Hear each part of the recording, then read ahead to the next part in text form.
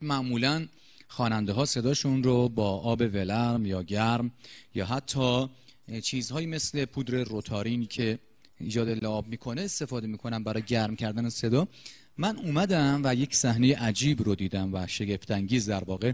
علیرضا مسلمی دیدم با نوشابه صدا خودش رو گرم میکنه. مرد حسابی این جرمگیر اصلا، مگه شما با اون جرمگیر استفاده میکنی از این نوشابه؟ اصلا دقیقاً این کارو میکنه و فکر میکنم وقتی که استفاده میکنم روی تارهای صوتی میشینه و جرمش رو میگیره و باعث میشه که صدا صافتر بشه.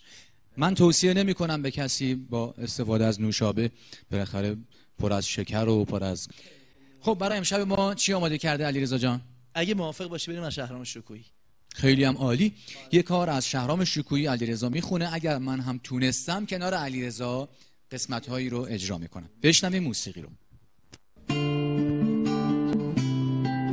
دیگه دست خودت باشه. شما اگه نمیدونم باشی. فدات بشم اصلا. شما استاد. بله شهرام شکویی خواننده خوبی کشورم. بیا با من مدارا کن که من مجنونم و مستم.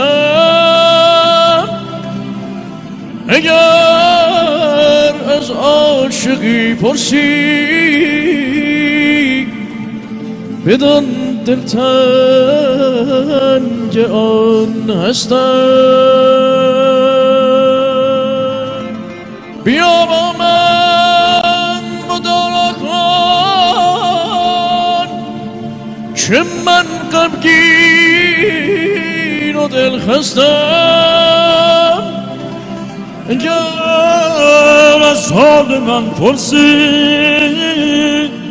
بدان لب را فرو بستم.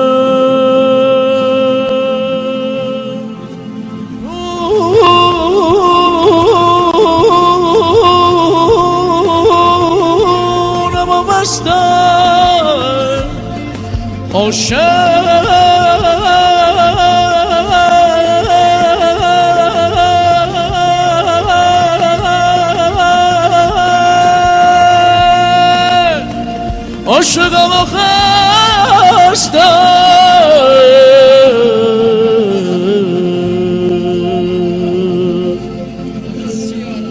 بسیار بسیار حرفه‌ای و زیبا بود و لذت بردیم همه بچه‌ای که اینجا هستن.